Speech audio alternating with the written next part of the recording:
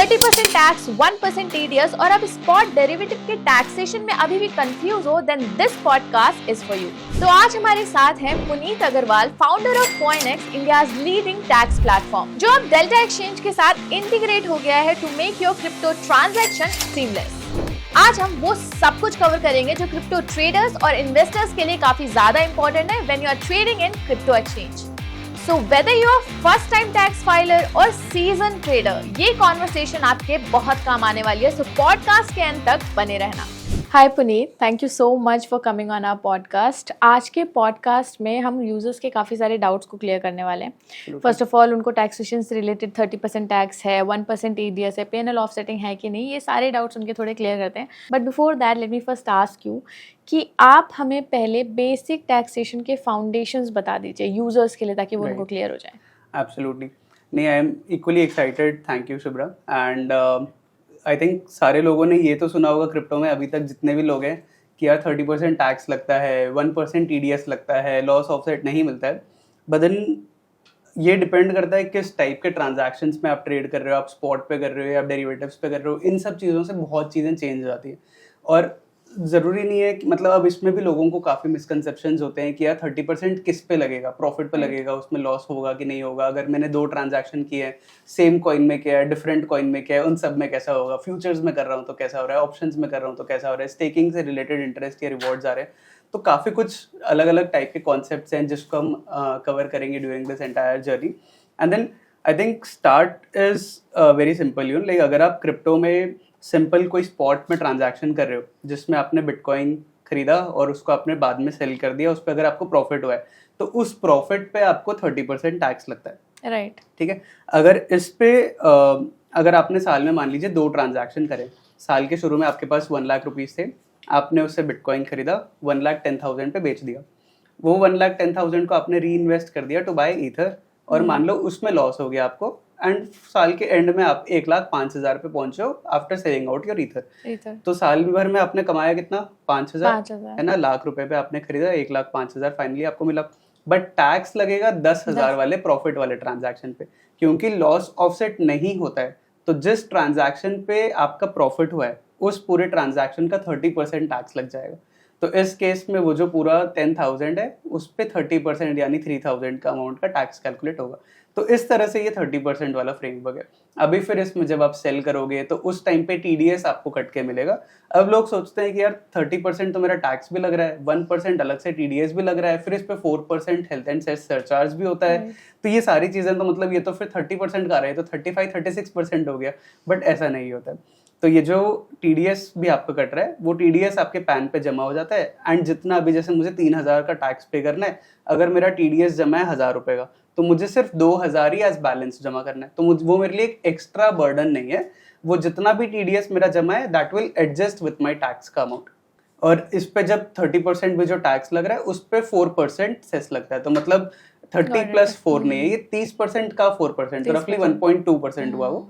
तो 31.2% रफली इस पर टैक्स लगता है। तो इस तरह से मतलब on a high level this is how it works on the entire taxation. बाकी फिर स्लैब रेट्स भी हैं, बाकी फिर अलग चीजें भी है which will cover it for sure. So ये एक ब्रॉडर स्पेक्ट्रम है, बट आई थिंक जो अभी हमने बात करी वो स्पॉट की बात करी, अभी डेरिवेटिव्स की बात नहीं करी। सो यही डाउट्स यूजर के क्लियर करने कि 30% आखिर लगता कहाँ पे है, कहाँ पर डेरिवेटिव्स में कैसे टैक्सेशंस लगते हैं। स्पॉट पे अगर कोई ट्रेड कर रहा है, मतलब जहां पर भी बेसिकली अगर किसी को होल्डिंग मिल रही है, एंड अगर स्पॉट पे आप कर रहे हो या आप अगर मार्जिन पे कर रहे हो जहां पर आपके अकाउंट में डिलीवरी हो रहा है एसेट का और आप उसको बाय सेल या होल्ड कर रहे हो, तो जब आपने बाय करा तब कोई टैक्स नहीं है। स्पॉट की बात करते हैं, ठीक है। स्पॉट पे अगर आपने बाय करा तो बाय करने पे कोई टैक्स नहीं है। आप बाय करके होल्ड कर रहे हो, होल्ड करने पे भी कोई टैक्स नहीं है। भले ही मैंने 10 लाख का बिटकॉइन खरीदा था, आज वो 3 साल के बाद 15 लाख का हो गया, तो उस 15 लाख पे मेरा जब तक टैक्स नहीं लगेगा जब तक मैं बेचूंगा नहीं उसको। जब मैं सेल करता हूँ उस टाइम पे टैक्स का इवेंट ट्रिगर होता है कि जब भी मैं सेल करा। अब सेल पे भी लोगों के कंफ्यूजन होते हैं कि यार सेल करना मतलब वो बेच के मैं बैंक अकाउंट में पैसे लूं, या मैंने तो बेच के सिर्फ एक्सचेंज पे रखा था वहां से ही वापस कर लिया, या मैंने तो बस यूएसडीटी में या यूएसडीटी से दूसरे कॉइन में कन्वर्ट किया। तो सेल किसको मानना है? तो सेल इज बेसिकली जब भी आप अपने क्रिप्टो को दूसरे कॉइन में भी कन्वर्ट कर लोगे, या उसको आप आईएनआर में कन्वर्ट करो या बैंक अकाउंट में विड्रॉ करो, मतलब इन तीनों ही इवेंट्स में डिपेंड नहीं करता है कि आपने उसमें वापस बैंक अकाउंट में निकाला है या आपने उसको दूसरे कॉइन पे इन्वेस्ट किया जिसमें लॉस हो गया, उससे नहीं फर्क पड़ता। अगर आपने बिटकॉइन खरीदा, बिटकॉइन आपने स्वैप कर दिया ईथर में, यूएसडीटी में, आईएनआर पे, वो सेल माना जाएगा। ठीक है, अगर आपने यूएसडीटी लिया तो जितने का अमाउंट आपने बेचा वापस से वो यूएसडीटी का बाय माना जाएगा। तो दो ट्रांजैक्शंस होते हैं स्वैप के केस में। तो अभी स्पॉट पे जब भी मेरा सेल हो रहा है उस पे जो भी मुझे प्रॉफिट लग रहा है उस प्रॉफिट पे 30% टैक्स कैलकुलेट हो जाएगा। तो ये होता है स्पॉट के केस में जहां पर फ्लैट 30% आता है। सिमिलरली अगर कोई मार्जिन कर रहा है तो मार्जिन पे भी ऐसा ही होता है। बट डेरिवेटिव्स में क्योंकि आपके पास होल्डिंग्स नहीं आती हैं आपके अकाउंट में, आप बस एक पोजीशन ले रहे हो कि मार्केट किस डायरेक्शन पे मूव करेगा, आप एक लॉन्ग कर रहे हो या शॉर्ट कर रहे हो depending on how the market is performing in, and आगे जाके मार्केट कैसे परफॉर्म करेगा। तो इस केस में यहाँ पर आपने एक पोजीशन पे एंट्री ली, वो पोजीशन 10 मिनट, 15 मिनट, 1 दिन, 5 दिन, 10 दिन, उसके बाद आप जब पोजीशन क्लोज करोगे, है ना, तो जब पोजीशन क्लोज किया तो उसके दो ही आउटकम होंगे, या तो आपका पोजीशन प्रॉफिट में होगा या आपका पोजीशन लॉस में होगा। तो अगर उस इवेंट पे टैक्स अपन कैलकुलेट करेंगे, तो जब भी ऐसे मान लीजिए आपने साल भर में 10 पोजीशंस लिए और 10 पोजीशंस क्लोज करें, तो जब जो पोजीशन क्लोज हुआ है आपके अकाउंट में या तो आईएनआर या यूएसडीटी डिपेंडिंग ऑन आप कौन सा फ्यूचर्स कर रहे हो आपके अकाउंट में आएगा या आपके अकाउंट से जाएगा। तो उस इवेंट को अपन बोलेंगे रियलाइज्ड प्रॉफिट या रियलाइज्ड लॉस वाला सिचुएशन है, क्योंकि तब तक वो एक पोटेंशियल ऊपर नीचे जा रहा था, बट जिस दिन आपने पोजीशन स्क्वायर ऑफ कर दिया उस दिन आपने प्रॉफिट या लॉस बुक कर लिया। तो उस टाइम पे आपका टोटल अमाउंट का टैक्स कैलकुलेट होगा। तो अभी मान लीजिए मेरे पूरे साल भर में मैंने 5 लाख का प्रॉफिट बुक किया और 3 लाख का लॉस बुक किया, तो मैंने नेट कितना कमाया? 2 लाख। तो उस 2 लाख पे मुझे इनकम स्लैब रेट पे टैक्स देना है, ना कि 30%। तो अभी जैसे न्यू रिजीम होता है, ओल्ड रिजीम होता है, उसमें अलग अलग लोगों के अलग अलग स्लैब रेट्स हैं, तो उस स्लैब रेट्स के हिसाब से इसमें टैक्स लगेगा फ्यूचर्स में, ना कि 30%। सो पुनीत, थोड़ा टैक्सेशन को बाइफरकेट करते हैं यूजर्स के लिए। फॉर एग्जांपल अगर हम ट्रेडर या इन्वेस्टर की बात करें, so there are 2 verticals which is spot और derivatives trading. On Delta exchange we have spot tokens and as well as derivatives, future and options. So अगर मैं परसेंटेज टैक्सेशन की बात करूं तो ऑन स्पॉट और on derivatives what is the taxation slabs? Right, तो अगर आप स्पॉट पे ट्रेड कर रहे हो तो उसमें जो भी प्रॉफिट हो रहा है, प्रॉफिट का मतलब बिना लॉस ऑफसेट करे जो सिर्फ प्रॉफिट वाले ट्रांजैक्शंस हैं उसके टोटल अमाउंट का 30% टैक्स लगेगा। अगर आप फ्यूचर्स पे कर रहे हो या ऑप्शंस में कर रहे हो, derivatives which is basically these, इनमें अगर आप कर रहे हो तो जो नेट आपने कमाया पूरे साल में, मान लीजिए आपने 10 ट्रांजैक्शंस प्रॉफिट वाले किए, लॉस वाले किए, उन दोनों को एडजस्ट करके जो फाइनली आपने कमाया उसमें से ब्रोकरेज फीस, फंडिंग फी, फंडिंग इंटरेस्ट सब हटा के जो फाइनल आपका प्रॉफिट अमाउंट है उस पे एज स्लैब रेट्स लगेगा, नॉट एज 30%। तो स्लैब रेट जैसे अप टू 12 लाख इस बार पता है कि है ना, मतलब 0 है, उसके बाद का वो 5% इसको थोड़ा सा हाईलाइट करिए आप कि टैक्सेशन स्लैब रेट के अकॉर्डिंग एक एम्प्लॉय, बिजनेसमैन या फिर जो प्रॉपर्ली ट्रेडिंग कर रहा है उसको टैक्सेशन, उसका टैक्स रेट क्या होगा? ठीक है, तो मतलब स्लैब रेट्स में जैसे कोई भी ट्रेड करें, भले ही क्रिप्टो में कर रहा है, भले ही मतलब उसके इनकम स्लैब्स है, सैलरी वगैरह है, तो अभी मान लीजिए मैं एक सैलरीड एम्प्लॉय हूँ, मुझे let's say 20 lakh rupees in salary मिलती है, ठीक है, ओवर द ईयर, और मेरा उसमें क्रिप्टो का भी इनकम है, मेरा बैंक अकाउंट पे सेविंग्स, इंटरेस्ट वगैरह भी आ रहा है, बाकी चीज़ें भी है, तो ये सारा का सारा अमाउंट क्लब हो जाएगा। तो जो भी आपकी इनकम स्लैब्स में ऐड होंगे, तो आपका नॉर्मल सैलरी तो ऐड हो ही रहा है, या अगर कोई बिजनेस कर रहा है तो बिजनेस का भी उसका इनकम स्लैब ऐड हो जाएगा। सैलरी से लेते हैं, फॉर एग्जांपल एक एम्प्लॉय है, उसकी एक्स सैलरी है, प्लस उसको इनकम भी आ रही है फ्रॉम क्रिप्टो, राइट। तो उसमें अगर उसका 20 लाख का सैलरी है और उसके क्रिप्टो में इनकम है, मान लीजिए फ्यूचर्स में ऑफ नेट इनकम उसका 4 लाख का है, दैट मींस नेट प्रॉफिट उसका 4 लाख, 24 लाख हो गया, तो 20 प्लस 4 का टोटल इनकम हो गया। वो इनकम स्लैब रेट के हिसाब से कैलकुलेट करेगा, ओल्ड रिजीम या न्यू रिजीम के हिसाब से जो भी आपने लिया होगा, हाँ, वो स्लैब रेट्स के हिसाब से आप उस स्लैब रेट में फॉल कर जाओगे। अगर आप बिजनेस कर रहे हो तो बिजनेस में भी जो आपका प्रॉफिट है, जिसको फाइनली आप इनकम स्लैब रेट में ऐड कर रहे हो, उसी में ही ये अब क्रिप्टो वाला भी, फ्यूचर्स वाला भी ऐड होगा। स्पॉट वाले पे डिपेंड नहीं करता है कि आप मतलब आपका इनकम स्लैब क्या था, 12 लाख तक छूट थी नहीं थी, स्पॉट पे ये चीज नहीं है। स्पॉट पे अगर आपने 1000 भी कमाया है तो भी उसका 30% डे 1 से ही लग जाएगा, मतलब इवन एज लो एज 1000 का अमाउंट। उस पर ये नहीं डिपेंड करता है कि यार 10 लाख तक तो टैक्स नहीं था, 12 लाख तक तो टैक्स नहीं था, स्पॉट पे ये चीज नहीं है। स्पॉट पे जो भी अमाउंट है उसका फ्लैट 30%, और अगर आप सैलरीड हो, फ्यूचर्स में कर रहे हो, बाकी चीजें, उसमें एज पर स्लैब रेट लग जाएगा।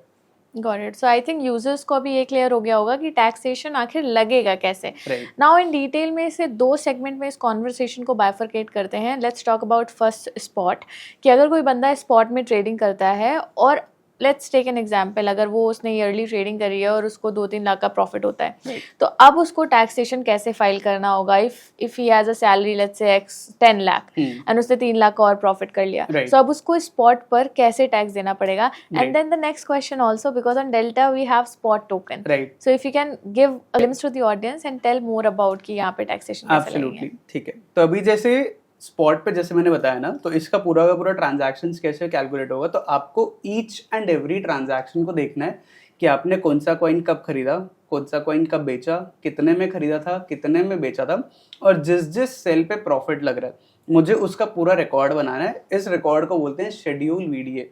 ठीक है, लोग सुने होंगे VDA is basically virtual digital asset, जो अपने क्रिप्टो को इंडिया में ऑफिशियल टर्म वीडीए है। तो इसी का एक शेड्यूल भरना पड़ता है लोगों को स्पॉट के सारे ट्रांजैक्शंस डिक्लेयर करते हुए। उसमें हर एक चीज आएगा कि ये कॉइन मैंने इस डेट पर खरीदा, इस डेट पर बेचा, इतने में खरीदा, इतने में बेचा, एंड ये मेरा प्रॉफिट या लॉस है। तो अगर किसी ने 100 ट्रांजैक्शंस करें तो वो 100 रिकॉर्ड्स बनेगा पूरा। अभी अगर आप सैलरीड एम्प्लॉय हो तो इनकम टैक्स में ना अलग अलग फॉर्म्स हैं जिसके थ्रू आप रिटर्न्स अपनी भर सकते हो। कोई ITR 1, ITR 2, ITR 3, ITR 4, ऐसे 4 फॉर्म्स है। तो ये केसेस में क्योंकि ये कैपिटल गेन के जैसे टैक्स हो रहा है, जब आप स्पॉट पे ट्रेड कर रहे हो तो इसका जो हेड है जिसमें ये जा रहा है that is called as capital gain. ठीक है, और ये क्रिप्टो में जो प्रॉफिट हो रहा है उसके लिए एक अलग से सेक्शन बना है, सेक्शन 115 BBH, जिसमें ये क्रिप्टो के प्रॉफिट्स को आपको डिक्लेयर करना है। तो जो भी लोग सैलरी एम्प्लॉयड हैं और जो क्रिप्टो के स्पॉट वगैरह पर ट्रेड कर रहे हैं और उनको इसके ऊपर टैक्स पे करना है, भले ही स्पॉट पे करें, स्पॉट टोकन्स पे करें, तो यहाँ पर उनको पूरा का पूरा इसके ऊपर ITR 2 फाइल करना होगा। ITR 2 में जैसे वो अपना सैलरीड इनकम तो अलग से दिखाते हैं, ITR 2 के अंदर में ही शेड्यूल वीडीए है, उसमें उनको ये सारे ट्रांजैक्शंस भरने, तो उनको दिख जाएगा income from virtual digital asset कितना अमाउंट आ रहा है, उसका 30% कैलकुलेट हो जाएगा अलग से। तो मान लीजिए अगर किसी का 3 लाख का प्रॉफिट है क्रिप्टो से, तो 3 लाख का 30% 90,000 हो गया, तो 90,000 का अमाउंट उनका दिख जाएगा tax from virtual digital asset.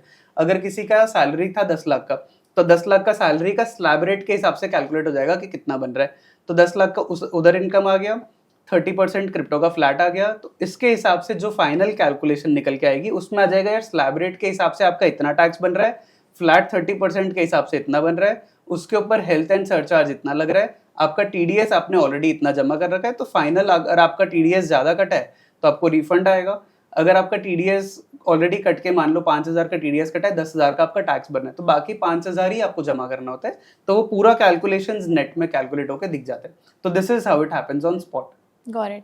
Also spot हमारा स्पेकुलेटिव बिजनेस इनकम में आता है या नॉन स्पेकुलेटिव बिजनेस इनकम में आता है? स्पॉट तो सिंपल कैपिटल गेन्स के जैसे, तो बिजनेस इनकम का मतलब अगर कोई सवाल ही नहीं हाँ सवाल ही नहीं है। और अगर कोई बहुत ज्यादा आर्बिट्राज ट्रेडिंग कर रहा है या एल्गो ट्रेडिंग कर रहा है ऑन स्पॉट मार्केट्स, तो वो लोग इसको एज बिजनेस इनकम दिखा सकते हैं, but tax is at flat 30%। तो बिजनेस इनकम में भी जैसे लोग सोचते हैं कि यार मैं तो बहुत एज अ फ्रीक्वेंट ट्रेडर कर रहा हूँ तो मेरे लिए तो इस स्लैब रेट पर लग जाएगा, बट स्लैब रेट पे नहीं है। इस पे क्रिप्टो का स्पॉट पे फ्लैट 30% ही लगेगा, और एज कैपिटल गेन्स दिखा दो या एज बिजनेस इनकम ही दिखा दो, बट उसमें शेड्यूल वीडीए ही भरना है। शेड्यूल वीडीए में दोनों ऑप्शन है, आप हेड ऑफ इनकम में कैपिटल गेन भी डाल सकते हो या आप बिजनेस इनकम भी डाल सकते हो, बट फ्लैट 30% ही लगना है उस पर। Got it. ये टॉपिक हम टच करेंगे पुनीत HFT और इंस्टीट्यूशंस के बारे में कि कैसे उनकी टैक्सेशन होती है, but let's first come to the topic कि डेल्टा पर भी हमने स्पॉट टोकन्स रिलीज किए हैं। नाउ डेल्टा पर स्पॉट टोकन्स पर आप डिलीवरी नहीं ले सकते होल्डिंग्स की, सो अब यहाँ पर आप यूजर्स को क्या क्लियर कर पाओगे कि टैक्सेशन उनका कैसे लगेगा? बिकॉज होल्डिंग तो है नहीं यहाँ पर, आप स्वैपिंग कर नहीं सकते, किसी और करेंसी में ट्रांसफर नहीं कर सकते, INR सेटल है यहाँ पर डायरेक्टली, तो कैसे यहाँ पर यूजर्स को टैक्सेशन लगेगा? जब भी स्पॉट की बात आती है ना, तो स्पॉट का सिंपल सा मतलब है कि मैं एक कॉइन खरीद रहा हूँ और वो मेरे होल्डिंग में, मतलब मेरे पास एक्सचेंजेस, भले अगर मैं एक्सचेंज पे कर रहा हूँ तो एक्सचेंज में ले रही है, होल्ड करके रख रहा है वो। तो जब भी हम स्पॉट की बात करते हैं तो स्पॉट पे तो फ्लैट 30% ही लगेगा एंड एज कैपिटल गेन ही लगेगा। भले ही मैं उसको INR में ही बाय करूँ, INR में वापस सेल कर दूँ, बट मैंने वो टोकन लिया और वो टोकन बेच दिया। तो जब भी हम स्पॉट मार्केट पे ट्रांजैक्शन करेंगे तो उस पे as flat 30% and under capital gain ही लगेगा। ठीक है, यहाँ पर बट अलग फ्यूचर्स हैं या ऑप्शंस हैं, उनमें केस अलग है। बट जहाँ पर भी बात आती है स्पॉट वाली या मार्जिन वाली, जिसमें बेसिकली आप एक कॉइन खरीद रहे हो और उसका एज ए होल्ड कर रहे हो फ्रॉम लॉन्ग टर्म पर्सपेक्टिव, या उसको आप होल्ड कर रहे हो एंड उसका प्राइस एप्रिसिएशन आप एक्सपेक्ट करके चल रहे हो उसमें, तो आप उस पर हमेशा फ्लैट 30% ही दोगे एज कैपिटल गेन्स। सो यहाँ ये फर्क नहीं पड़ता यूजर्स कि आपको डिलीवरी मिल रही है या नहीं मिल रही है, just because these are counted under spot tokens, तो आपको 30% फ्लैट टैक्स यहाँ पर देना पड़ेगा। Absolutely. अब यहाँ पर बहुत ज़्यादा कॉम्प्लिकेशंस यूजर्स को आती हैं कि फाइलिंग कैसे करें, कैसे हम ITR पर जाकर अपना TDS कैलकुलेट करें, देखें कैसे। तो उसके लिए अब हमने Coinex के साथ इंटीग्रेट कर लिया है और अब आपके लिए जर्नी और ज़्यादा आसान हो जाएगी, जिसके बारे में हम लाइव डिटेल आपको बताएंगे कि कैसे आप यहाँ पर Coinex से इंटीग्रेट हमें कर सकते हो, डेल्टा एक्सचेंज को इंटीग्रेट कर सकते हो और टैक्सेशन से रिलेटेड सारी क्वेरीज के आंसर्स ले सकते हो। बट उससे पहले क्वेश्चन लेते हैं कि derivatives taxation is one of the important topic for our users. तो can you please give some highlight about the segment की डेरिवेटिव टैक्सेशन कहाँ पर लाई करता है? Does it counted under speculative business income, non speculative business income, taxation यहाँ पर कैसे लगता है और यूजर्स को क्या क्या चीज़ें ध्यान रखनी चाहिए? एब्सोल्युटली, फंडामेंटल्स ही चलते हैं। तो मतलब जब आप फ्यूचर्स या ऑप्शंस पे ट्रेड कर रहे हो, आप बस एक पोजीशन बना रहे हो कि मार्केट ऊपर जाएगा कि नीचे। It is like a speculation, है ना, क्योंकि आपके पास होल्डिंग नहीं आ रही है उसमें, आप बस एक स्पेकुलेट कर रहे हो कि यहाँ से मार्केट ऊपर जाएगा कि नीचे। तो इसमें क्योंकि आपके पास कोई होल्डिंग नहीं आ रही है एंड क्योंकि जो सेक्शन 247A है जिसमें ट्रांसफर वर्ड डिफाइंड है, जैसे सेक्शन 115 BBH जो इनकम टैक्स का है जिसमें क्रिप्टो टैक्स हुआ है, उसका फर्स्ट लाइन ही ऐसा है, any transfer of virtual digital asset is subject to capital gain of 30%। ठीक है, तो इसमें टर्म्स समझते हैं। तो यहाँ पर लिखा है transfer of virtual digital asset is subject to 30% capital gain. But यहाँ पर ट्रांसफर तो हो ही नहीं रहा है, क्योंकि आप तो बस एक पोजीशन लेके रखे हो कि ऊपर मतलब मार्केट ऊपर जाएगा कि नीचे जाएगा एंड अकॉर्डिंगली आप उस पोजीशन को क्लोज करोगे। तो इसमें बेसिकली आप एक स्पेकुलेट करके चल रहे हो कि मार्केट किस डायरेक्शन पे मूव होगी। तो जब भी आप अभी एंटर कर जाओ पोजीशन पे, तो अभी जब एंटर कर रहे हैं तो लेट्स से मैंने लेवरेज भी लिया, लेवरेज नहीं लिया, या नॉर्मल में फ्यूचर्स कॉन्ट्रैक्ट में एंटर भी किया हूँ, अब मेरा जितने दिन भी पोजीशन खुला है तो उसके बेसिस पे मेरी फंडिंग इंटरेस्ट या फंडिंग फी लगती जाएगी। और जब मैं पोजीशन फाइनली क्लोज करूंगा उस टाइम पे मेरे लिए वो टैक्सेबल इवेंट होगा। जब भी मेरा पोजीशन क्लोज हुआ, मेरे अकाउंट में दो ही आउटकम्स हैं, या तो प्रॉफिट आएगा या लॉस होगा। तो जब प्रॉफिट आया तो ऐसे मेरे साल भर में मल्टीपल ट्रांजैक्शंस होंगे जिसमें प्रॉफिट होगा, मल्टीपल ट्रांजैक्शंस होंगे जिसमें लॉसेस होंगे। उन ट्रांजैक्शंस को ओपन और क्लोज करने के बीच में मेरी फंडिंग फी, फंडिंग इंटरेस्ट वगैरह लगी होगी, इसको ऑर्डर्स प्लेस करने के लिए ब्रोकरेज फीस वगैरह लगी होगी। तो ये सब फिगर्स को प्लस माइनस करके जो फाइनली आपका नेट अमाउंट आ रहा है वो आपका बनेगा प्रॉफिट का अमाउंट, जिसके ऊपर आपको टैक्स पे करना है। और ये टैक्स आप कैसे पे करोगे? तो यूजुअली जो क्रिप्टो डेरिवेटिव्स में ट्रांजैक्शंस होता है उसको स्पेक्यूलेटिव बिजनेस इनकम के अंडर रिपोर्ट करा जाता है। ठीक है, क्योंकि आप स्पेक्यूलेट कर रहे हो कि मार्केट ऊपर जाएगा कि नीचे जाएगा, तो ये स्पेक्यूलेटिव बिजनेस इनकम है। बहुत सारे लोग इसको नॉर्मल बिजनेस इनकम के जैसे भी दिखा देते हैं, मतलब क्योंकि क्लियर गाइडलाइंस नहीं है कि एग्जैक्टली किस तरह से इसको ट्रीट करना है। जैसे इक्विटी में फ्यूचर्स अगर कोई कर रहा है तो उसमें सबके लिए क्लियर है, बट क्रिप्टो में नहीं है, तो it is as per the description of CA जो अंडरस्टैंड कर रहे हैं कि यार एग्जैक्टली मुझे क्या करना है और उनको किस डायरेक्शन पे कंफर्ट है। बट मतलब यूजुअली हमने देखा है कि स्पेकुलेटिव बिजनेस इनकम में लोग इसको करते हैं। अब स्पेकुलेटिव बिजनेस इनकम में करने के फायदे क्या है या नुकसान क्या है? तो आप एक तो इस पे एज फ्लैट 30% टैक्स नहीं लग रहा, तो जो आपका एक्चुअल में आपने नेट में कमाया आपको उसी के ऊपर टैक्स पे करना है, फर्स्ट। सेकंड, बहुत सारे लोगों का लॉस भी होता है फ्यूचर्स में, सब टाइम पे तो प्रॉफिट नहीं होंगे, हर ईयर में भी प्रॉफिट नहीं होगा। तो इस केस में आप इस लॉस को अगले 4 साल तक कैरी फॉरवर्ड भी कर सकते हो।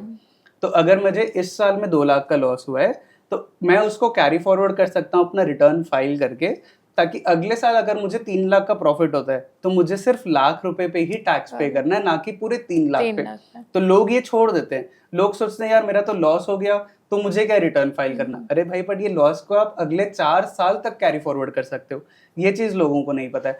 तो यहाँ पर आप अगर इसमें लॉस हो गया तो आप लॉस को कैरी फॉरवर्ड कर सकते हो। इसको स्पेकुलेटिव बिजनेस इनकम दिखाना है, तो क्योंकि बिजनेस इनकम के जैसे हो गया ये स्पेकुलेटिव बिजनेस इनकम, तो यूजुअली ITR 3 या ITR 4 भरोगे।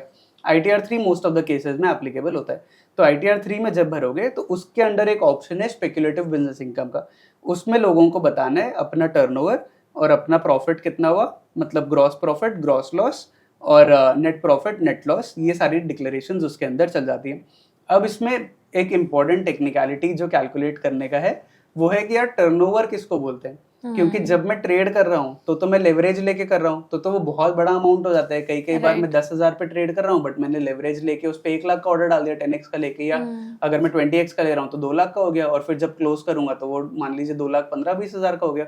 तो टर्नओवर तो अगर मैं ट्रेडर के हिसाब से कैलकुलेट करूँ तो टर्नओवर उसको लगेगा 4 लाख के ऊपर का हो गया मेरा टर्नओवर। तो but tax point of view से ये टर्नओवर मैटर नहीं करता है। जब लोग सोचते हैं कि यार मैंने 2 लाख का क्रिप्टो में पोजीशन एंट्री किया फ्यूचर्स में और फिर 2,20,000 का मैंने क्लोज किया, तो लोगों को लगता है कि यार 4,20,000 का टोटल मेरा टर्नओवर हो गया, और ऐसे साल में आपने मल्टीपल पोजीशंस लिए होंगे तो लोगों को लगता है यार मेरा टर्नओवर तो करोड़ों में चला जा रहा है। बट सही है, मतलब as a trading point of view turnover वो है आपका फ्यूचर्स में जो आपने पोजीशन लिया। But from a taxation and accounting point of view उसमें ये टर्नओवर का डेफिनेशन नहीं है।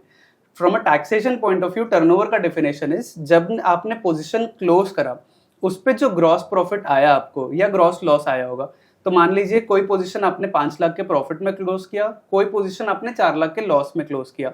एक्चुअल प्रॉफिट कितना बना 5 - 4 1, बट टर्नओवर हो गया 5 + 4, तो absolute figure of gross profit plus absolute figure of gross loss, तो टर्नओवर आपका हो गया 9 लाख का। इसमें भले ही आपने पोजीशन लिया था कितने भी बड़ा का, जैसे मेरे एग्जांपल में 2 लाख का मैंने पोजीशन लिया, 2,20,000 पे स्क्वायर ऑफ किया तो मेरा 4,20,000 का मुझे टर्नओवर दिखा रहा है, but from accounting point of view सिर्फ 20,000 रुपए ही आपका टर्नओवर में ऐड होगा।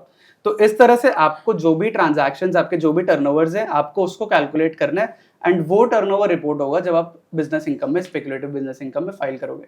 पुनीत, यहाँ पर बहुत सारे हमारे ट्रेडर्स और जनरली ट्रेडर्स भी इंडियन मार्केट में काम करते हैं, ठीक है, डेरिवेटिव्स में काम करते हैं। अगर मैं सिर्फ डेरिवेटिव्स की बात करूँ तो अगर आप सिर्फ डिफरेंशिएट कर पाओ या फिर आप सिमिलैरिटीज ड्रॉ कर पाओ सो दैट यूजर्स के माइंड में वो चीज समझ आ पाए कि हाँ यही है एग्जैक्टली। मतलब अगर आप फ्यूचर्स को नॉर्मल इक्विटी मार्केट में भी अगर फ्यूचर्स में कोई कर रहे हैं तो उधर भी टर्नओवर का कैलकुलेशन ऐसे ही होता है from an accounting point of view या from a tax point of view.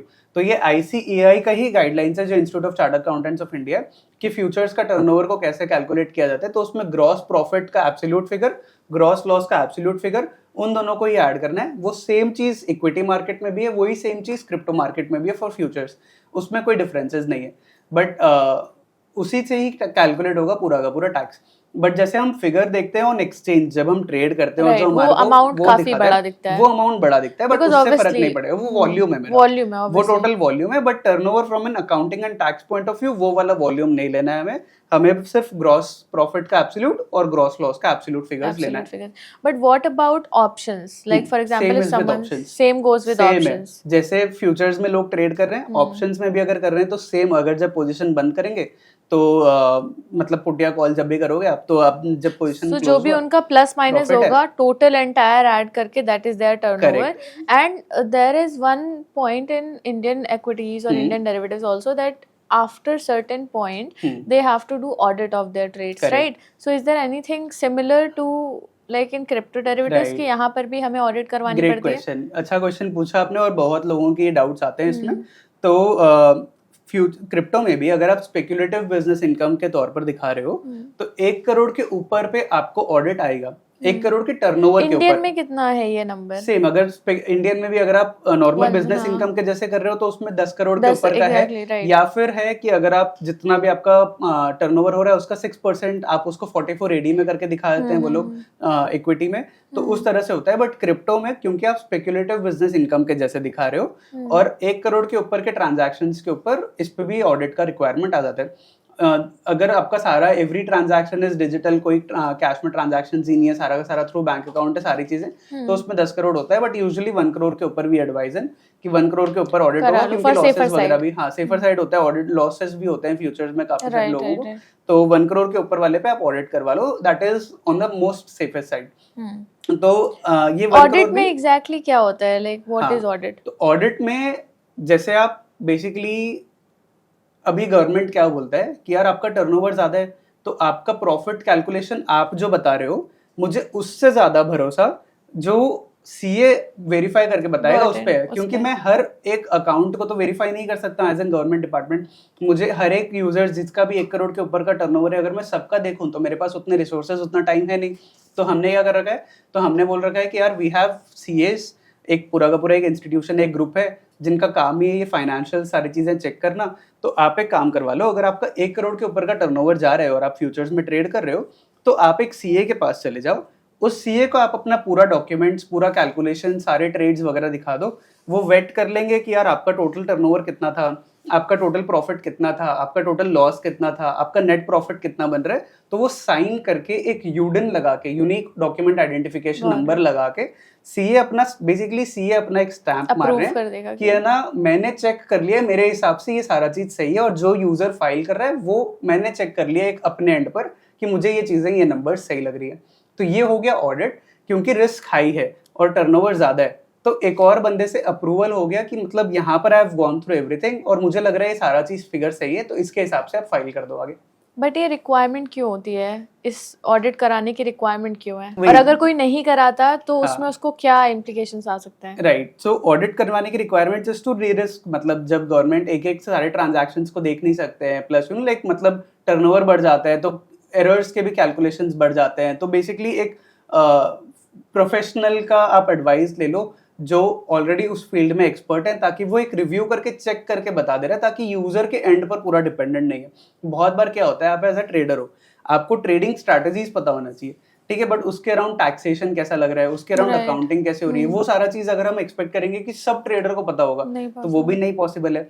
तो इसीलिए एक सीए एज एन एक्सपर्ट है जो सारा चीज रिव्यू कर रहा है आपका और देख के बता रहा है कि यार एग्जैक्टली कैसे कैलकुलेट होता है। अब ऑडिट की रिक्वायरमेंट्स नहीं होंगी तो पेनल्टीज आती है इन picture, which is miss reporting and हाँ मिस रिपोर्टिंग भी, प्लस जब अगर नोटिस खुलता है या बाकी चीजें होती है ना, तो अगर आपका टर्नओवर ज्यादा है तो वो आपसे ऑडिट रिपोर्ट पूछते हैं। अगर ऑडिट रिपोर्ट नहीं होता है तो उसमें 1,00,000-1,50,000 की स्टार्ट होती है पेनल्टीज, और वहां से फिर आपको बोला जाता है कि यार आपका तो इसमें ऑडिट ही नहीं था, तो फिर ऑडिट वाले केस में, और अगर गलत भी, अगर सीए की तरफ से भी अगर गलत ऑडिट रिपोर्ट साइन होती है ना, तो उनपे भी पेनल्टीज होती है। तो इसीलिए मतलब वो मेकर चेकर वाला कॉन्सेप्ट है कि दोनों ने चेक करके बताया कि यार सब चीजें सही है, उसके हिसाब से सारा चीज जा रहा है। Got it.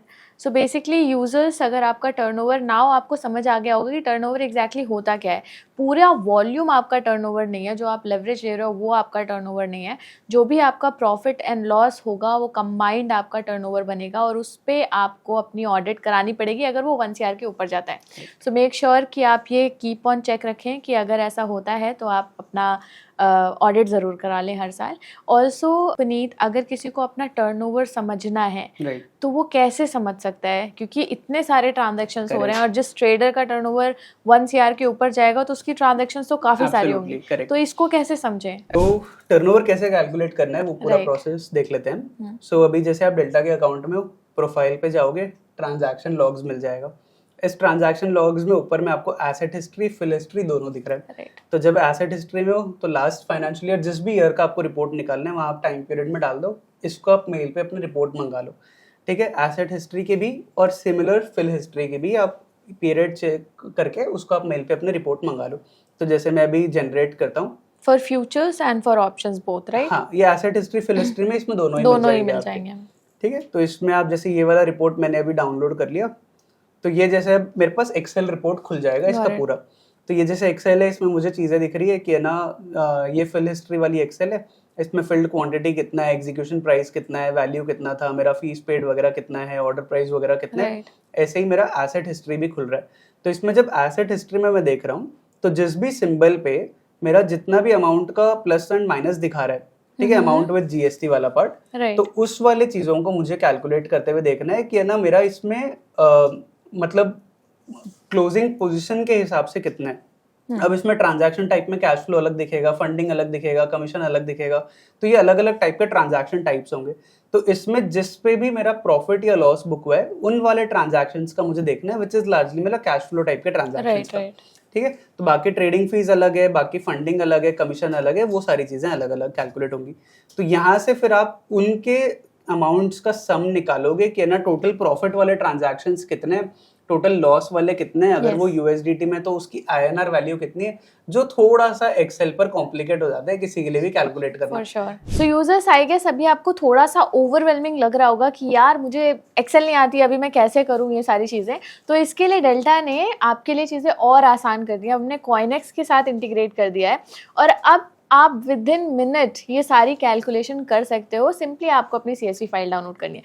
So Puneet, can you please tell our users कि कैसे करना है इसे? एब्सोल्युटली। डेल्टा से आपने मतलब सारे फाइल्स देख ली, एक्सेल पर बस थोड़ा कैलकुलेशन करने में टाइम एंड एफर्ट लगता है, राइट। तो वहीं पर आप कॉइनेक्स पर ये सारी चीज़ें कैसे कर सकते हो मैं ये दिखा देता हूँ आपको। तो अभी जैसे आप कॉइनेक्स पर आओगे तो यहाँ आप कॉइनेक्स की वेबसाइट पर आए एंड तो यहाँ से आप गेट स्टार्टेड जब करोगे तो इसमें आप जैसे यूजर नेम आईडी अपना बना लोगे विद फोन नंबर Simple या sign ईमेल up के साथ सिंपल साइन इन करके, एंड फिर आपको इंटीग्रेशन ऐड करने बताएगा जिसमें बोलेगा यार कौन से इंटीग्रेशन आपको ऐड करने। तो यहीं पर आपको डेल्टा एक्सचेंज दिख जाएगा, आप सर्च भी कर सकते हो डेल्टा, है ना। तो यहाँ पर मुझे कनेक्ट करना है और इधर मैं फाइल्स अपलोड कर सकता हूँ। तो मैंने जो अभी डेल्टा से फाइल्स डाउनलोड की थी एसेट हिस्ट्री और फिल हिस्ट्री वाली, वो सेम फाइल्स मुझे सीधा ड्रैग ड्रॉप अपलोड करना है इधर। तो मैं इधर ये वाली मेरी फाइल्स आई है, उसको सीधा सीधा उठाया और यहाँ पर सिंपल सबमिट कर दिया, ठीक है। तो जैसे ही मैंने सबमिट करा तो मेरे पूरे के पूरे ट्रांजैक्शंस जो भी डेल्टा की फाइल में थे वो कॉइनेक्स अपने आप प्रोसेस करेगा, उसमें अपने आप समझ लेगा कि फंडिंग फी वाली ट्रांजैक्शंस कौन सी हैं, रिवॉर्ड वाली ट्रांजैक्शंस कौन सी हैं, एक्चुअल PNL वाली ट्रांजैक्शंस कौन सी है, उसके बेसिस पे वो मेरा पूरा रिपोर्ट जनरेट कर देगा। तो अभी जैसे ये पूरा अपलोड हो गया तो यहाँ पर मैंने डेल्टा अपलोड कर दिया एंड इसके ट्रांजैक्शंस देख लेते हैं। तो यहाँ पर जैसे अब मुझे क्लियर दिख रहा है कि ऑप्शंस में लॉस मेरा कितने का अमाउंट का हुआ है, ये USDT में हुआ था बट उसके रेस्पेक्टिव में INR पे वैल्यू मुझे बता दिया कि एग्जैक्टली INR में कितने की वैल्यू है ना। ऐसे ही मेरे ऑप्शंस में फीस लगे हैं या जो बाकी चीजें, इन सबको वो एग्जैक्ट INR टर्म्स में कैलकुलेट करके बता देगा कि यार एग्जैक्टली कितना INR वैल्यू है। अब मुझे क्या करना है, सिंपल अपने टैक्स रिपोर्ट पे जाना है, यहाँ से रिपोर्ट सेलेक्ट करनी है, उसको जनरेट कर देना है। तो अगर जैसे प्लान चाहिए होता है इसमें जनरेट करने के लिए, बट डेल्टा यूजर्स के लिए ये वाला रिपोर्ट आप पूरे फ्री में जनरेट कर सकते हो। तो लेट मी जस्ट मतलब वो मैं अपलोड कर रिपोर्ट जनरेट कर देता हूँ यहाँ पर। हाँ, तो अभी जैसे ही आपने यहाँ पर सारे ट्रांजैक्शंस देख लिए, आप इस पेज पे आके रिपोर्ट जनरेट कर सकते हो एंड ये कंप्लीट टैक्स रिपोर्ट सेलेक्ट करना है एंड जनरेट बटन दबाना। तो जैसे ही मैंने दबाया मुझे अपने रिपोर्ट मेरे ईमेल पर जनरेट होकर दिख जाएंगे और मैं प्लेटफॉर्म से भी देख सकता हूँ। तो यहाँ PDF एंड एक्सेल दोनों आ जाएगा। तो मैं जैसे आपको एक PDF का एग्जांपल ही दिखा दूँ, तो इसमें आपको आपका नाम, कब रिपोर्ट जनरेट हुई है, किस मेथडोलॉजी से हुई है, वो सारा दिख जाएगा। एंड इसके साथ साथ आपका टोटल फ्यूचर्स में कितना अमाउंट आपका प्रॉफिट का है, कितना आपका लॉस का अमाउंट है, कितना आपका टर्नओवर है, उसमें आपने टोटल ब्रोकरेज कितना दिया है, आपका ग्रॉस गेन्स, नेट गेन्स, ये सारी की सारी फिगर्स इन INR टर्म्स मिल जाएंगी। तो जैसे फ्यूचर्स का प्रॉफिट प्लस फ्यूचर्स का लॉस के हिसाब से टोटल टर्नओवर आपको सिस्टम पे अपने आप ही दिख जाएगा कि आपका टोटल टर्नओवर कितना बन रहा है, आपका प्रॉफिट कितना बन रहा है, आपका लॉस कितना बन रहा है ना। सिमिलरली अगर ऑप्शंस में किसी ने ट्रेड करा है तो ऑप्शंस में उसका प्रॉफिट कितना है, ऑप्शंस में लॉस कितना है, ऑप्शंस में उनका टोटल टर्नओवर कितना है और उसके हिसाब से उनका नेट गेन्स कितना है, ये पूरी की पूरी फिगर्स डायरेक्टली आपको मिल जाती है। अब इन फिगर्स को आप लेके अपने ITR 3 में या ITR 4 में जिसमें भी आप अपना रिटर्न फाइल करते हो उसमें आप ये वैल्यूज एंटर करोगे और यहाँ से पूरा का पूरा data is already ready. Users के लिए काफ़ी ज़्यादा हेल्पफुल है क्योंकि अब उन्हें एक्सेल में जाकर सारी कैलकुलेशंस नहीं करनी है, उनको सिंगल क्लिक पर ये सारी कैलकुलेशंस मिल रही है। Exactly that's great. So Puneet, क्या यूजर्स आपके प्लेटफॉर्म पर भी ITR फाइल कर सकते हैं? एब्सोल्युटली। तो क्या होता है कि हमारे पास बहुत सारे यूजर्स आते हैं। अब क्रिप्टो क्या है, अपने आप में एक नया कॉन्सेप्ट है ना, तो काफ़ी CAs को क्लैरिटी भी नहीं है और मतलब उनकी भी गलती नहीं है ना, क्योंकि स्पेस इतना फास्ट इवॉल्विंग हो रहा है और अभी 3-4 साल ही हुए हैं। तो अगर आपके लोकल CA हैं जो आपका रिटर्न्स फाइल कर सकते हैं तो आप उन्हीं से करवा लो, है ना। अगर आपको लग रहा है कि नहीं मेरे पास नहीं है और मुझे कॉइनेक्स की हेल्प चाहिए और एक एक्सपर्ट की चाहिए जो प्रॉपरली मेरा सारा चीज़ देख के कर ले, तो फिर कॉइनेक्स आपकी डेफिनेटली इसमें हेल्प कर सकता है। तो आप क्या कर सकते हो कि कॉइनेक्स पर आओगे जब, तो आपके पास ITR फाइलिंग का भी ऑप्शन है। तो रिपोर्ट तो आपको फ्री में मिल रही है, but then you can also choose to take an ITR filing plan from Coinex. अब इसमें लोगों का मिसकंसेप्शन क्या होता है कि यार क्रिप्टो का आप देख लो, बाकी मेरा CA देख लेगा, बट ITR फाइलिंग वैसे नहीं होती है। जब भी आप ITR फाइलिंग करोगे तो आपके जितने भी इनकम सोर्सेज हैं, चाहे वो सैलरी से क्यों ना हो, चाहे वो इक्विटी वाले क्यों ना हो, चाहे स्टॉक्स वाले क्यों ना हो या क्रिप्टो वाले क्यों ना हो, जितने भी इनकम सोर्सेज हैं, आपने भले ही प्रॉपर्टी लिया है, घर बेचा है, जो भी है, जो भी पूरे साल में आपका इनकम है, एक ही साथ उसकी रिटर्न फाइल होती है। तो ऐसा नहीं होगा कि आधा मेरा CA देख लेगा, क्रिप्टो वाला आप देख लो, तो वो नहीं होता है। तो अगर आप सारा का सारा फाइलिंग हमारे थ्रू करवाना चाह रहे हो तो हमारे पास वो ऑप्शंस हैं। जैसे कॉइनेक्स के प्लेटफॉर्म पे मैं आपको दिखा देता हूँ। सो यहाँ पर जैसे ही आपने रिपोर्ट तो अभी अपलोड कर दिया तो आपको ओवरव्यू में दिखा देगा आपका टोटल प्रॉफिट वगैरह कितना है, लॉस Yes. वगैरह कितना है। बट इससे आप एक्सपर्ट फाइलिंग भी ले सकते हो।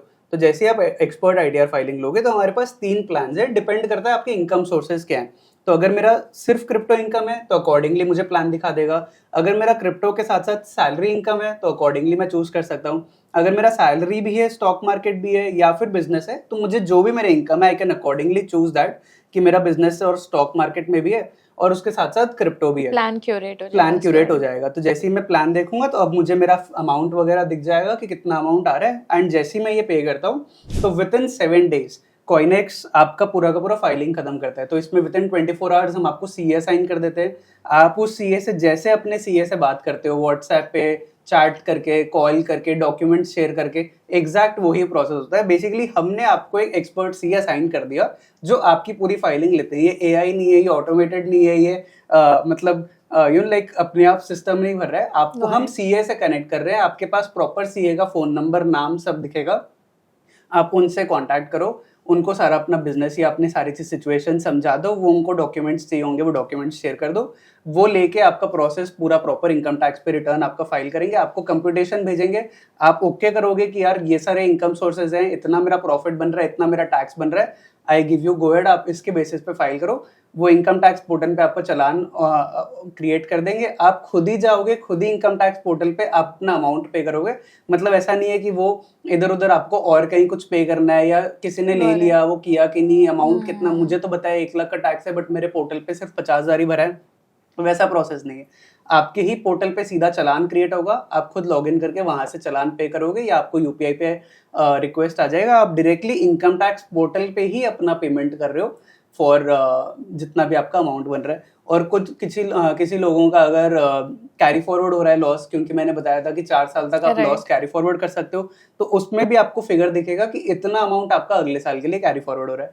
अगर कुछ लोग स्पॉट भी कर रहे हैं, फ्यूचर्स भी कर रहे हैं, उसमें अगर उनका टीडीएस वगैरह भी कट रहा है, तो उस केसेस में अगर टीडीएस रिफंड आ रहा है तो वहां भी एग्जैक्टली दिखा देगा और आप ही का बैंक अकाउंट नंबर डलेगा कि सीधा इनकम टैक्स पोर्टल से आपके बैंक अकाउंट में आ रहा है। वो ऐसा नहीं होगा कि कॉइनेक्स ले रहा है फिर कॉइनेक्स आपको वापस दे रहा है, that is not the process.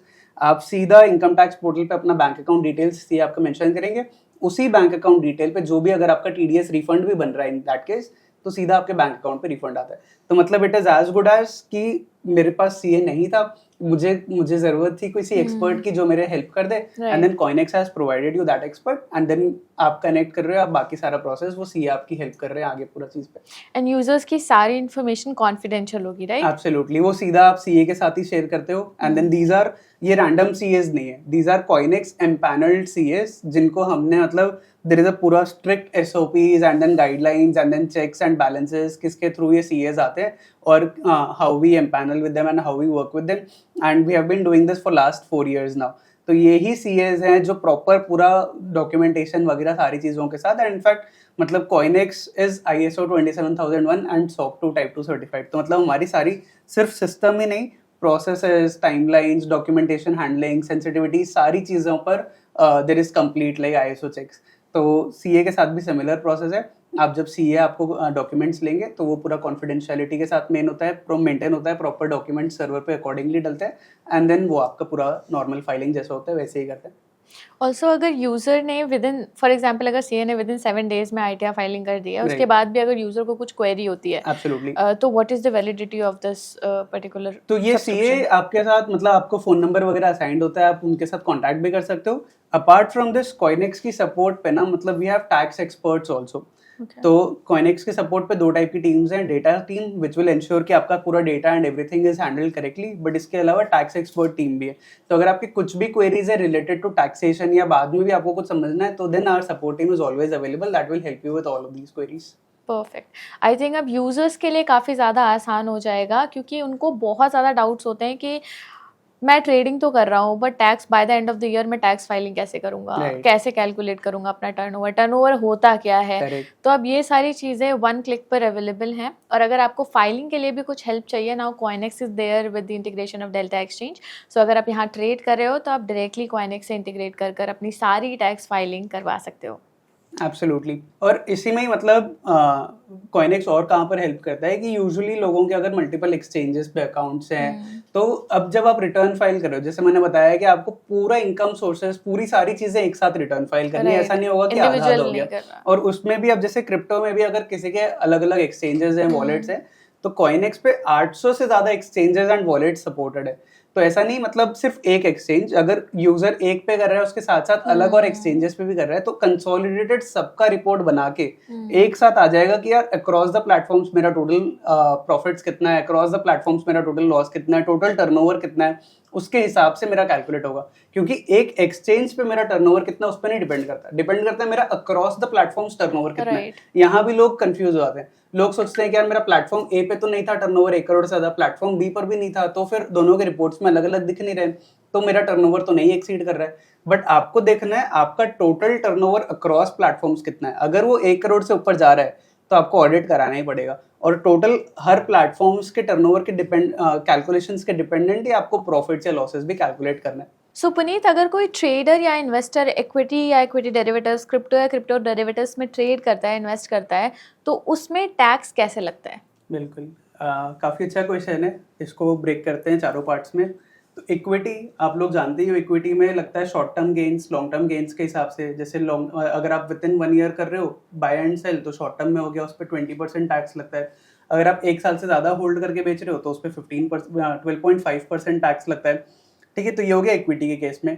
Equity futures normal business income के जैसे कैलकुलेट होता है, उसमें जो भी आपका प्रॉफिट बना आफ्टर लॉस ऑफसेट, जो भी फाइनल नेट प्रॉफिट बना, उसको आप एज एन स्लैब रेट्स पे कैलकुलेट करते हो। क्रिप्टो का स्पॉट पे शॉर्ट टर्म या लॉन्ग टर्म कुछ भी नहीं है, जो भी टैक्स हो रहा है वो एज फ्लैट 30% हो रहा है, और लॉस ऑफसेट नहीं है। तो मेरे पास जो भी ट्रांजैक्शंस पे मुझे प्रॉफिट हुई है, उन ट्रांजैक्शंस का ग्रॉस जो भी अमाउंट आया उस पे मुझे फ्लैट 30% दे देना है, ना कि मैं उस पर लॉस भी ऑफसेट नहीं कर सकता, कैरी फॉरवर्ड भी नहीं कर सकता हूँ। और चौथा हो गया अपना क्रिप्टो डेरिवेटिव्स। तो क्रिप्टो डेरिवेटिव्स में जो भी मुझे नेट गेन मिल रहा है, लॉस वगैरह एडजस्ट करने के बाद, जो भी फाइनली उस फाइनेंशियल ईयर में मेरा प्रॉफिट अमाउंट बन रहा है, उसको मुझे एज इनकम स्लैब रेट पे ऐड करना है, उस पे मुझे फ्लैट 30% नहीं देना है। तो ये है अपना चारों में डिफरेंशिएशन कि इक्विटी डेरिवेटिव्स, स्पॉट या मतलब क्रिप्टो स्पॉट या क्रिप्टो डेरिवेटिव्स, इन सब में लार्जली इस तरह से टैक्स कैलकुलेट होगा।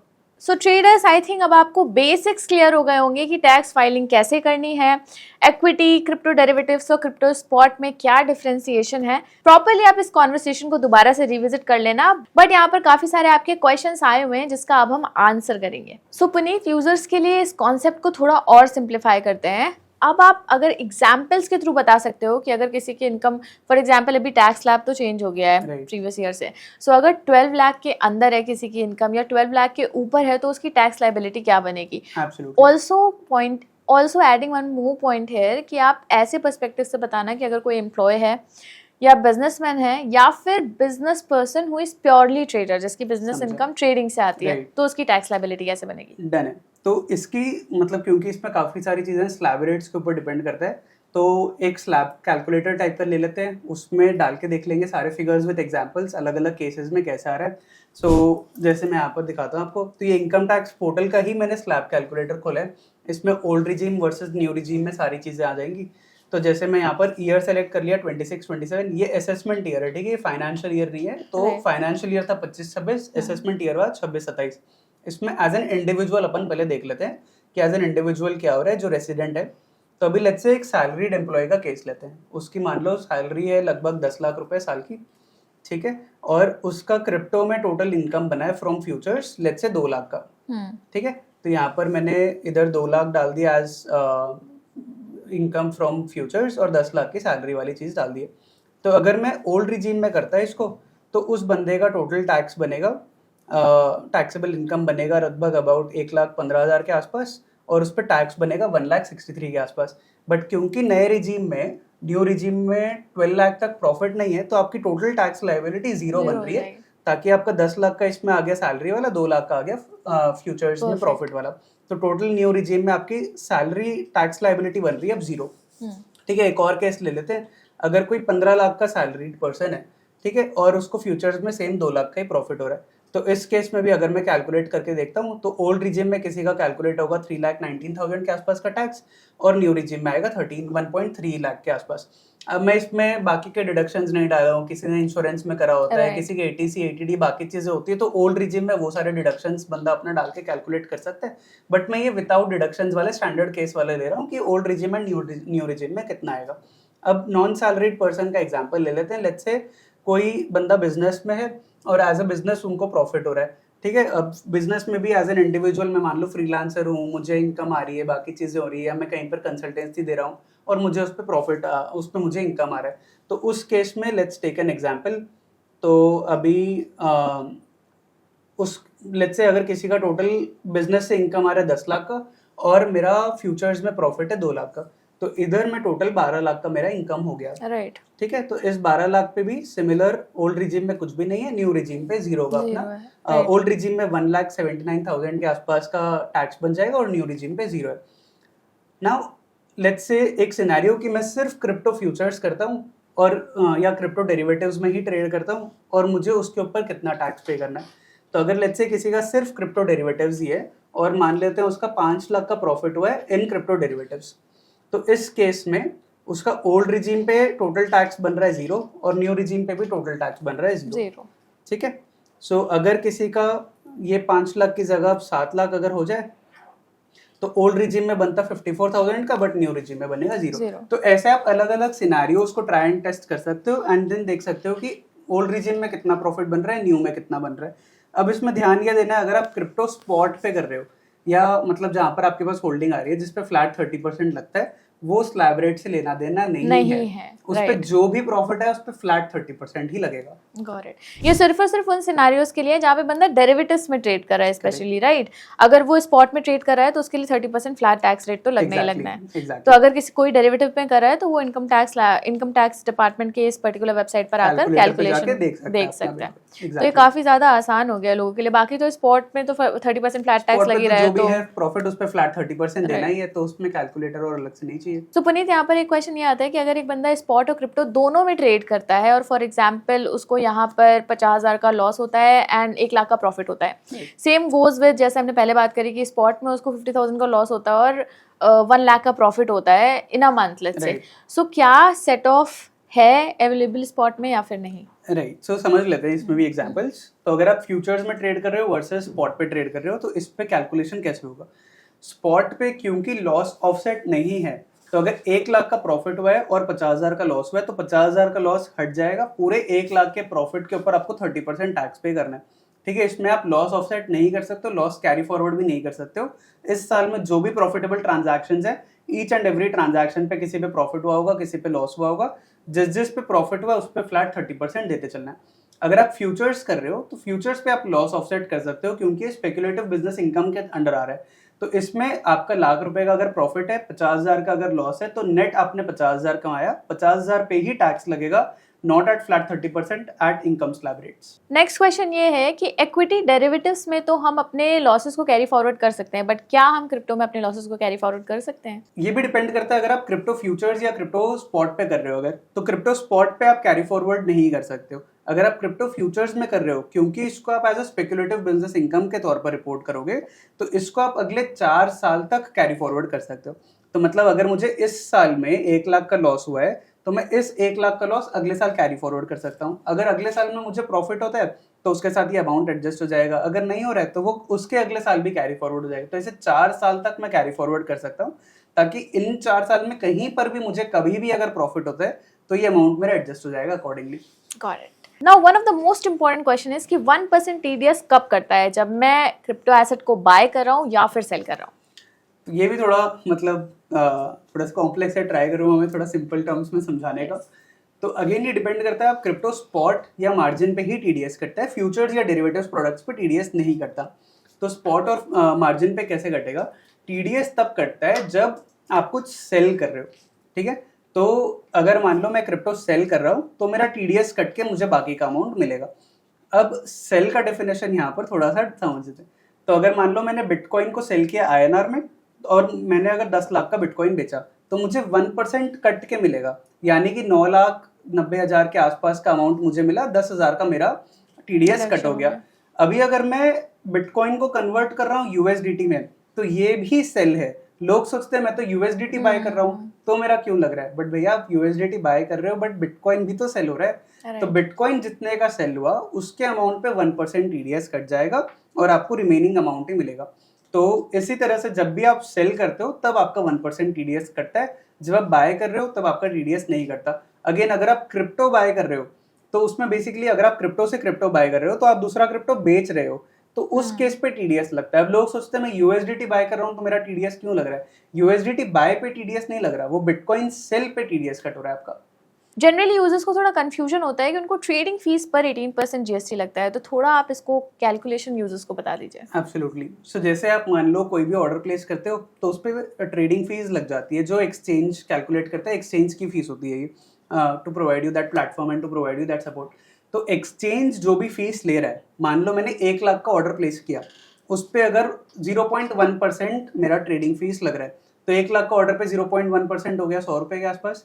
तो उस 100 रुपए भी नहीं, आई थिंक 10 रुपए के आसपास, जो भी मतलब 0.1% जितना भी अमाउंट है, उस 0.1% वाले अमाउंट पे मेरी फीस लगेगी एट 18%। तो मतलब अगर 10 रुपए तो 10 रुपए की जगह 11.8 रुपए मेरा फीस लग रहा है। या इस पे भी अगेन डिपेंड करता है, कुछ एक्सचेंजेस पे फीस इंक्लूडेड होती है जो 0.1% है, कुछ एक्सचेंजेस पे 0.1% प्लस उस पे 18% होता है, तो वो या तो 10 रुपए होगा या 11.8 रुपए होगा, डिपेंडिंग ऑन कि मतलब एक्सचेंज टू एक्सचेंज कैसा सेटअप है।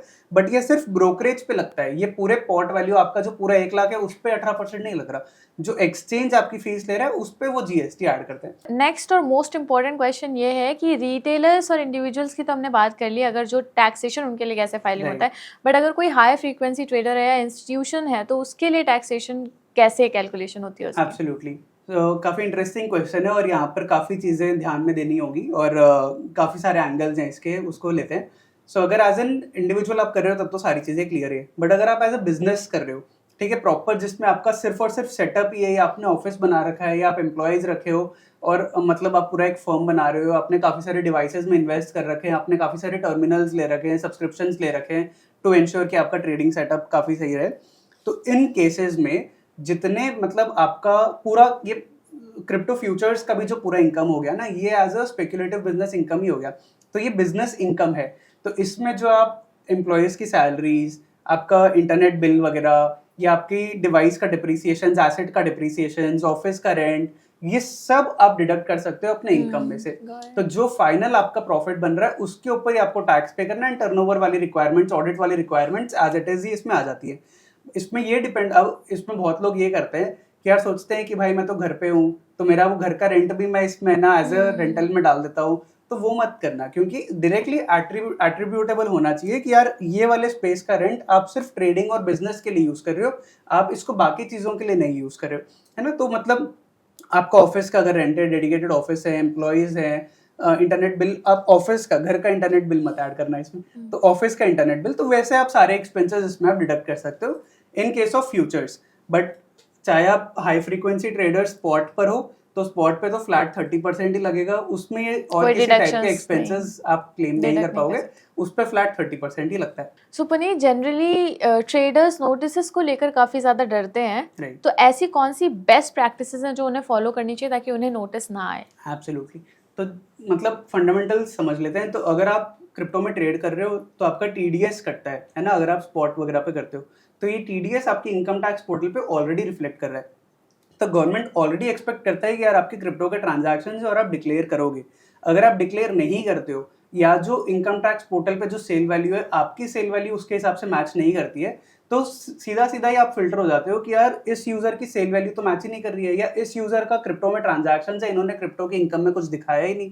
तो उन केसेस में बाय डिफॉल्ट नोटिस आता ही आता है, जहां पर दिख जाता है कि यार आपके ट्रांजैक्शंस थे या आपकी इनकम थी बट आपने रिपोर्ट नहीं किया। अब इन केसेस में अगर टीडीएस की अमाउंट ज्यादा है या आपका सेल वैल्यू का फिगर ज्यादा है, तो उस केसेस में गवर्नमेंट देखता है कि यार मतलब टर्नओवर तो इतना बड़ा है बट प्रॉफिट ही इतना नहीं हुआ, तो क्या हुआ, तो मतलब फिर वो स्क्रूटिनी आता है या नोटिस आता है कि यार आप एक्सप्लेन करो आपके ट्रांजैक्शंस, हमें डाउट हो रहा है कि आप अंडर रिपोर्ट ओवर रिपोर्ट कर रहे हो, है ना। कुछ लोग सोचते हैं कि मैं तो फॉरेन एक्सचेंजेस पर ट्रांजैक्शंस कर रहा हूँ, या एफआईयू नहीं है वो रजिस्टर्ड बट वहां कर रहा हूँ, या मतलब वो सारे सिनेरियोज में, तो वो नहीं डिपेंड करता कि एक्सचेंज कहाँ पर रजिस्टर्ड है या एक्सचेंज एफआईयू रजिस्टर्ड है कि नहीं है। आप कहाँ पर हो, अगर आप इंडिया में हो और इंडिया के टैक्स रेसिडेंट हो तो भले ही आप किसी भी एक्सचेंज पर किसी भी प्लेटफॉर्म पर ट्रेड करो, आपका वो पूरा का पूरा income is subject to capital gains या मतलब टैक्सेस, और आपको उसके ऊपर टैक्स पे करना ही करना है। अगर आप नहीं कर रहे हो तो वहां से भी यूजर्स को मतलब इन्फॉर्मेशन जब मिलती है गवर्नमेंट को, तो वहां से लोगों को जाता है। लोग सोचते हैं कि यार मेरा तो वॉलेट पर है, मैं P2P कर रहा हूँ, उन पे भी ट्रांजैक्शंस नहीं दिख रही है। तो P2P पे भी आजकल मोस्ट ऑफ द केसेस में TDS कटता है ना। और अगर आप P2P कर रहे हो, वॉलेट भी कर रहे हो, कभी इस वॉलेट से ट्रांजैक्शन आप कभी एक्सचेंज पर जाएगा तो आपका वॉलेट लिंक हो जाता है। और अभी हाल फिलहाल हमने देखा भी काफी सारे एक्सचेंजेस डिपॉजिट और विड्रॉल्स पे भी आपका एड्रेस मांगते हैं और मोर इन्फॉर्मेशन डॉक्यूमेंटेशन मांगते हैं। तो किसी भी केस में मतलब टेक्नोलॉजी काफी फास्ट पेस में मूव कर रहा है, इन्फॉर्मेशन काफी फास्ट स्केल पे अडॉप्ट हो रही है, तो आपका इन्फॉर्मेशन मोस्टली गवर्नमेंट के पास ऑलरेडी है। तो अगर आप क्रिप्टो में ट्रेड कर रहे हो तो मतलब आपको सारे के सारे टाइप ऑफ ट्रांजैक्शंस को दिखाना है, प्रॉपरली जिस हेड पर जाना है उस हेड पर करो। अगर आप फ्यूचर्स कर रहे हो तो ITR 3 ITR 4 बिजनेस इनकम के जैसे करो। अगर आप स्पॉट कर रहे हो तो उसको नॉर्मल कैपिटल गेन्स में दिखा के मतलब right form, right heads, right income, जो वैल्यूज इनकम टैक्स पोर्टल पर दिख रही है उसके साथ मैच करते हुए सारा चीज। मतलब ये बस ऐसे नहीं है कि 5 लाख फिगर डाल दिया और हो गया, मतलब आपको ये सारी चीजों का ध्यान देना है ताकि नोटिस नहीं है। परफेक्ट। और नोटिस आ भी सकता है बट मतलब नोटिस को डिफेंड करना होना चाहिए। मतलब अगर आप ये सारी चीजों को ध्यान देके करोगे ना तो नोटिस आ भी गया तो it's not a big deal, right. मतलब आपको पता है कि मैंने सारा चीजें सही से भरा है तो आप रिप्लाई में वही बता दोगे। गवर्नमेंट ऑफिसर्स विल एक्सेप्ट कि हाँ यार ये बंदा के पास सारा रिकॉर्ड्स है, इसके पास सारे एक्सचेंज का ट्रेड रिपोर्ट्स हैं, सब डॉक्यूमेंटेशन है। कॉइनेक्स अगर आप कर रहे हो तो पूरा प्रॉपर ट्रेड रिपोर्ट कैलकुलेशंस है, ईच एंड एवरी ट्रांजैक्शन का INR में फिगर्स है। तो मतलब पूरा नंबर्स बैक्ड आपके पास अप्रोच है, एक साइंटिफिक अप्रोच है कि कैसे कैलकुलेशन हुआ है, कैसे आपने फाइल किया, हवा में नंबर्स नहीं है, तो फिर then it gets defended automatically. So main reason Puneet यही है पॉडकास्ट शूट करने का, सो दैट ऑडियंस अवेयर हो जाए और इन नोटिस से डरे ना, उनको इन्फॉर्मेशन रहेगी तो वो भी राइट स्टेप ले पाएंगे। एग्जैक्टली।